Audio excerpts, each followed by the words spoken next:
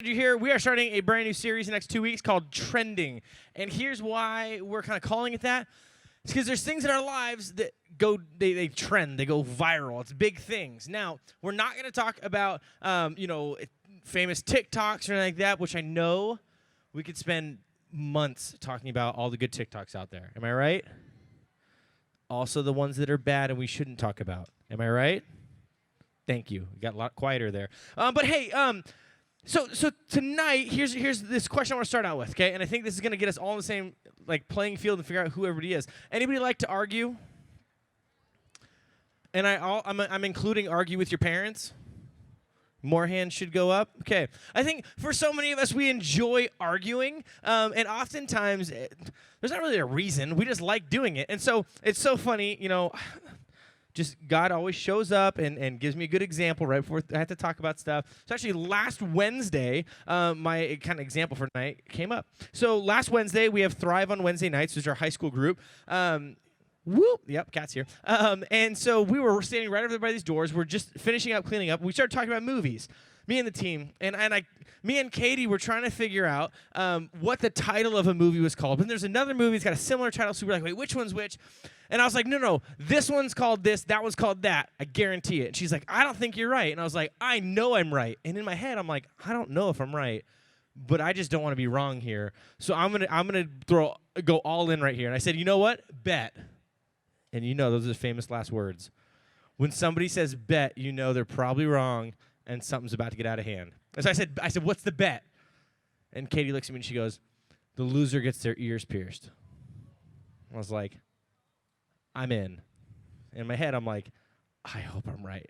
And so I look it up on my phone. I'm like, all right, before I push search, you ready for this? She's like, yep. Little did I know, Chandler was behind me going, giving it away, collusion. But so I go, all right, and I search it, and I was wrong. Now, after the past 5 minutes, I'd been arguing it. No, this was this, that was that, and I was arguing it, and the reason I did that is because if you know me, if you're on my team, we get into a lot of, we'll call them debates, okay? We'll call them sometimes loud debates, sometimes long debates. And if you ask my team, they'll tell you, I'll just keep arguing with you until you don't care anymore, and then I win.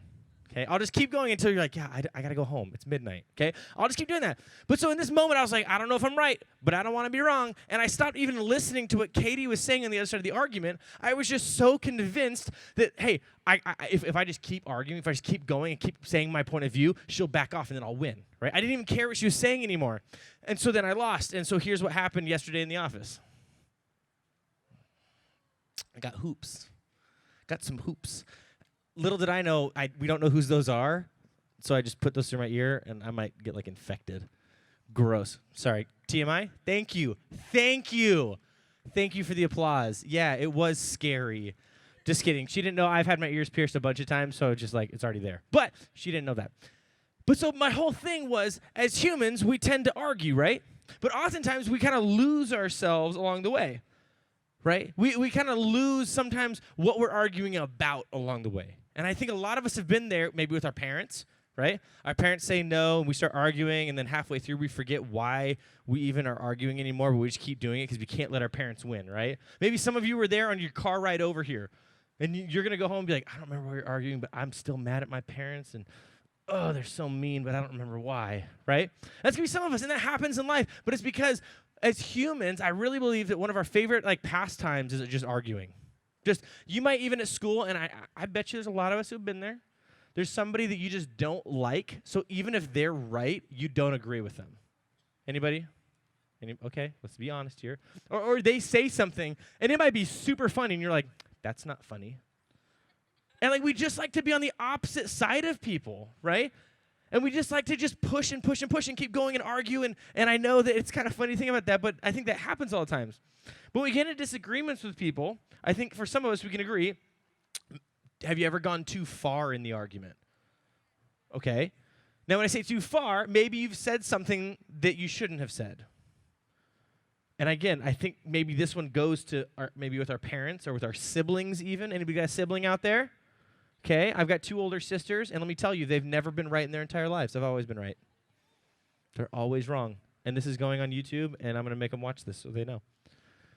But no, if you have siblings, right, sometimes you get in an argument, whether you're right or wrong, that doesn't matter. Sometimes we say something and we go a little bit too far, right? Maybe, especially with siblings, we just know like that button to push. Like if I point this out about them, if I say this, ooh, they're going to storm off and then I win, right?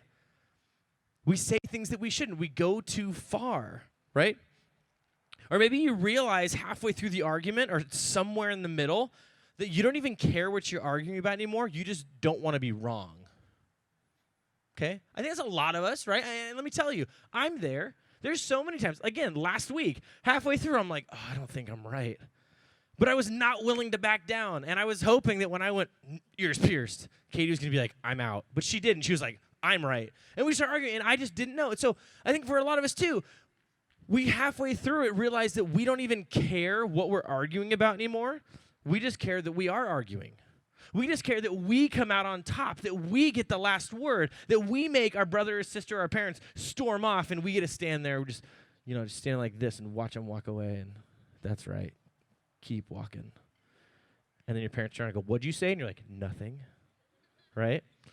Like that happens. We just halfway through go, I don't really care anymore, right? Now, again, maybe that's somebody at school, and I know you're going to go, well, I'm not at school. I get it, but let's look at last year, right? Maybe last year there was somebody at your school that you just constantly could not get along with, and you didn't even care what they had to say. You just wanted to be on the opposite side of it. Or maybe for some of us, when we're in an argument, we get angry. Maybe we get into an argument, and we know that we're right. We know that we know the information, that our outlook on it is better, that this is what we should be saying, this is what we should be doing. You should believe me, trust me. But they don't want to listen because they don't care anymore. And so you respond in anger, or you become angry and you get frustrated and you're just so mad in this argument, and right? For some of us, we get angry in arguments, and it becomes what some people call a heated debate. That's a very civil way of saying that, but that just means that you're arguing and you're angry about it, right? In those intense conversations, it's easy to get lost in it. In those intense conversations, in those debates, in those arguments, whatever you want to call it, whatever your family calls it, whatever you want to say, however you describe it, it's an argument, right? It's a disagreement. But in those conversations, what can happen is that when we stop caring about the other person, we care more about the point that we're trying to make than how the other person is going to receive it or how they feel. And what I mean by that is when we get into an argument and we begin to care more about being right, or we care more about our point of view than the other person, we've already lost. We've already lost at that point. Because if you've ever been in an argument where both people are angry, does anybody walk away from that in a good place? No. When you get in an argument and neither person is listening, does anything good come from that conversation? No. It's just bad because neither of you dig in your trenches and you go, I'm right, you're wrong. The other person goes, I'm right, you're wrong, and you're angry. And if it's a friendship, I bet some of you have had friendships end in those conversations. Don't talk to each other again. With your siblings, maybe you don't trust your sibling anymore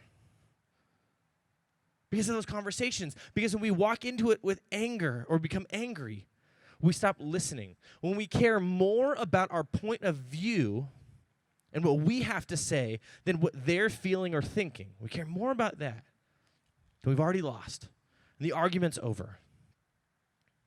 And you see, as Christians, here's the thing. There's going to be a lot of points of view that you have in your life that are really good, right?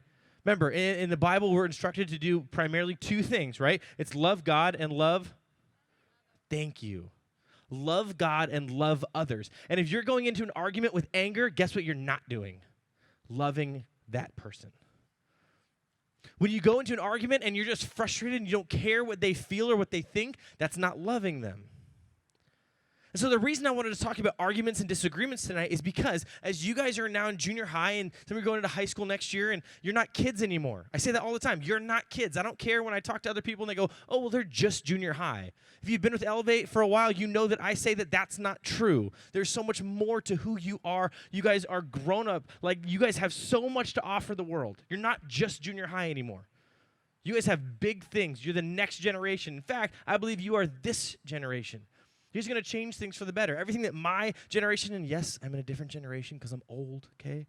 Everything we messed up, you guys get the opportunity to fix it. So as you guys go through life and you begin to think about, I know this is kind of crazy, and for some of you go, I don't really care, but politics. When you think about human rights, when you think about how to treat people, when you think about school and college, which I know sounds so far away, but as you think through all these things, you're going to have a point of view, and you might have somebody sitting across from you that has a different point of view. But what will happen if you walk into those conversations with anger is nobody wins. When you walk into a conversation of different beliefs or different ideas, and there's anger and frustration, and you're no longer listening or caring, you won't walk away the other side in a positive way. You won't walk away growing, and that's what we're called to do each and every day, is grow from our past, grow from the things that we do. So here's what I want you guys to do. I want you guys to open up your Bibles to James chapter 1, verse 19, okay? New Testament, check it out. It's written by a guy named, anybody know? His name is James. He didn't have like a unique title. He's just like, I'm just going to call it James. But check it out. James chapter 1, verse 19. And here's what's happening here is James is writing in this book as you read it. It's a very short book. I actually encourage any of you, if you're looking for a great place to just start reading the Bible or to just get plugged in and jumpstart your Bible reading career, go to James. It's very short. It's really good. It's full of a lot of good information. And the way James writes is it's very easy to take just sections and go, man, that applies here. The next section, that applies here. And it's just so good. So this one starts kind of another section where he's talking about how we live our lives, how we care for people, but also he's about to talk about anger and what we do with that. Okay, and so James chapter 1, verse 19, it says this. It says, my dear brothers and sisters, take note of this. Okay, so if you got your notes, I want you to literally take notes of this. Okay, cool, thank you so much. It says this, everyone should be quick to listen, slow to speak, and slow to become angry. Okay, one more time, ready? Everyone should be quick to listen, slow to speak, and slow to become angry. Quick to listen, slow to speak, slow to become angry. Now let's break that down. What does that mean? We should be quick to listen. So when you have somebody that you have a different opinion of, before you jump in and start arguing and telling them, no, here's what my Bible says. Hey, here's what my dad says. Hey, here's what I learned in gym class last week. Before you do any of that, you need to listen. And I know for some of us, we want to jump in first because we want to have the first word because if we get ahead, we'll win. But pause for a second. It's not always about winning in the beginning, right? What I want you guys to do is in every moment when you have something where you might disagree, where you have an open and honest conversation, where you have a debate, an argument, a disagreement, whatever that is, whatever you want to describe it as, you should be quick to listen. So right away, start listening. As soon as you jump in to talk, you're no longer listening. As soon as you jump in to say, but, you're no longer listening. You're no longer receiving and accepting and processing what they're saying. So when you go to school or when you have family that believes something different than you, maybe it's when it comes to the Bible. Maybe some of you, your family doesn't go to church, and this is you come here because you love it and you have a relationship with God, but your family doesn't. You're going to have those conversations. As you guys go back to school and there's different people, you guys are going to have people that believe different things when it comes to just human life and who gets treated which way, right? That's okay to have those conversations. But when you go into it angry and you don't listen, you're not going to hear anything. You're not going to understand. You're not going to process. So first thing is be quick to listen. Not quick to say the first word, not quick to say but, quick to listen, okay? And then it says slow to speak. So again, listen first. Go quickly on listening. Right away, tune in. Be slow to speak. Let them say what they need to say. Anybody, if you've ever been talking, somebody interrupts you, doesn't that automatically just make you mad? Like when you're in the middle of like pouring out your heart or saying this is how I feel, and somebody goes, yeah, okay, but, and starts talking, don't you go to like the next level of anger right there? Well, here's what's going to happen is if you don't give them the opportunity to speak and you jump in, what's going to happen to them? If they were angry, maybe they weren't angry. Now they're angry, and the conversation's over. Okay? So quick to listen, slow to speak. Let them talk. You listen. Wait for them to give you the opportunity to share your side. I promise you, conversations go way better when you don't just jump in, when you let them talk, and then you wait because you will have a better conversation there. And then it says, and slow to become angry. I think so many times when we get in arguments, a lot of anger comes from misunderstanding, right? A lot of argument up front is because we don't fully understand or comprehend what they're saying. Or this happens too. Maybe they're saying something that's different from what they're trying to say, right? Has there been in those arguments too where you're like, no, this is what you're saying. They're like, no, that's not what I mean. How did you hear that? And you like quoted them back to them. And they're like, what? And it's just this really confusing thing is everybody's angry and blah, blah, blah, blah, blah, right? It's difficult. It's frustrating to go through those things. And so you ask, have I really heard what they're trying to say? Because when you're quick to listen and then you're slow to speak, you can ask them, hey, is this what you mean? And they go, no, that's not what I mean. Okay, then give them a second chance. Let them re-explain. And sometimes it takes multiple times, but here's the deal. The main reason why we're talking about this, and I'm going to give you 3 practical things to do here, is because as you go through life, one of our jobs is to go make fishers of men, right? It's the Great Commission. So where Jesus said, this is what I command you, this is what I want you to do into the world. And it's go tell people about who I am. Go tell people about who Jesus is, get them to church, get them to have a relationship with God. But in those moments, you're not going to have everybody goes, oh my gosh, church, I'm in. No, you're going to have people that go, church, that's dumb. You go to church, loser. Right? That's going to happen. Some of you have already been through that. But when you get into those moments where then a conversation happens, if you go into it with anger, if you go into it not listening, maybe for some people that say church is dumb, it's because they went to a church where they felt excluded. For some people that think church is a joke, maybe it's because they have parents who felt that way and have taught them that that's what church is. It's dumb. It's a joke. Some people just want to get your goat. Some just want to push that button. Some people just want to argue with you just because. But if you listen, you can have a conversation. If you jump in angry, conversation's over. If you start with, but, let me, conversation's over. So here's 3 things that we can do. When we take a second and we listen, when we take a minute to speak, we take even longer, hopefully never, to get angry, here's what we can do. Number 1, we can hear what they really mean. I'm telling you, this happens with me and my wife all the time. We'll start talking about something with our kids or with school, as everybody's trying to navigate online school and all this stuff, whatever. We'll get into a conversation, argument, debate, whatever you want to call it, and all of a sudden I'll be saying one thing, and she'll be saying something, and I'm like, wait a second, but you just said something to what I said that wasn't what I really meant to say, and now you said something else. And then she's like, what?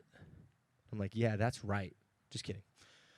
But no, when we take a second to listen, we can hear what they really mean. Because sometimes we start a conversation and we don't totally know where we're going, and we hope we find it along the way, right? Sometimes we just jump in and we start saying things, and halfway through we're like, wait, oh yeah, that was good. And then we go here, and then yeah, here, and then at the end we go, and that's what I'm saying.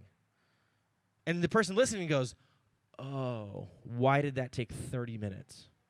Okay? But when we listen, we can hear what they really mean. Now, number 2, when we wait to speak, when we're quick to listen, we earn the respect to be heard ourselves. Okay, so if you let them talk first, you're going to earn the respect to be able to say, hey, let me speak into that. Okay, my turn. Okay, let me talk. Okay, let me respond to what you're saying. You see, if we give them the respect first, which I know is really difficult sometimes, because sometimes you get into an argument and people just start talking nonsense, and you're like, that doesn't make sense. What are you talking about? But we earn the respect to be heard when we allow them to go first. Okay? So when you're quick to listen, and then you wait till the end to say, hey, let me respond to that. When they're all done, you've heard what they really mean, okay? And you earn the respect to be heard yourself. Now, number 3 is this. We get the opportunity to respond with love. Because again, as somebody, which I think we've all been there, when we start talking and we're angry and we're frustrated, we start saying things, maybe we go too far, maybe we say something that we know is going to hurt their feelings, whatever. In the midst of that, if somebody tries to respond to me, the conversation isn't good. But when somebody is yelling at you, arguing with you, angry with you, when they're just saying things that are mean, you're going to get an opportunity at the end to respond in love.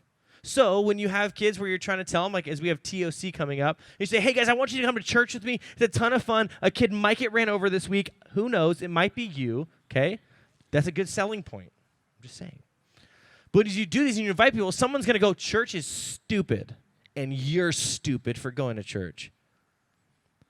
You can start a conversation there. And when they continue to berate you and say mean things to you and hurt your feelings and say things that everybody in the room probably agrees is just not cool to say, when you wait till the end, you get a pause. You've had time to think about, maybe they're angry about something else, and I'm just kind of getting their frustration out. But then you get a chance to push all that away, and this is the hardest part. You get to respond in love and say, hey, I get that you might think church is dumb. I get that this, whatever. But let me tell you why I go to church. It's because there's a God that loves me. The reason I go to church is because there's a group of people that I get to talk to every week about what's going on in life, and it's a great opportunity for us to just dive in together, for me to open up and talk to a group of people who believe the same things as me. And I think it could be really good for you. I think it could be something that you really connect with, and I'd love if you came with me. Maybe for that person who was really frustrated at church, hated church, thought you were dumb, all those things, maybe that person was just waiting for an invite because nobody's invited them to something. Maybe they're waiting for genuine and authentic friendship because they don't have any. Maybe there's something going on at home that you'll never understand, but they don't feel loved or like anybody cares about them. But we get an opportunity to respond in love. Again, if we look at the life of Jesus, we mess up constantly, but how does Jesus respond? With love. When we mess up every single day, and Jesus died on the cross for us, and we kind of spit on that cross every day by doing the things that we want to when we know we shouldn't, Jesus still responds in love.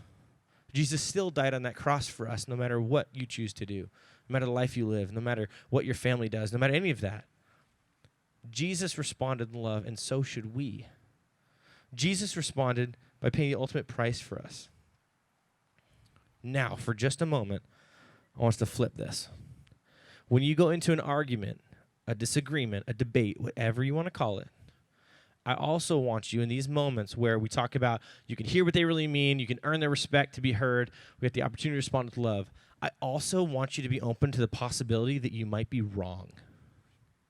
I know, some of you are tuning me out right now.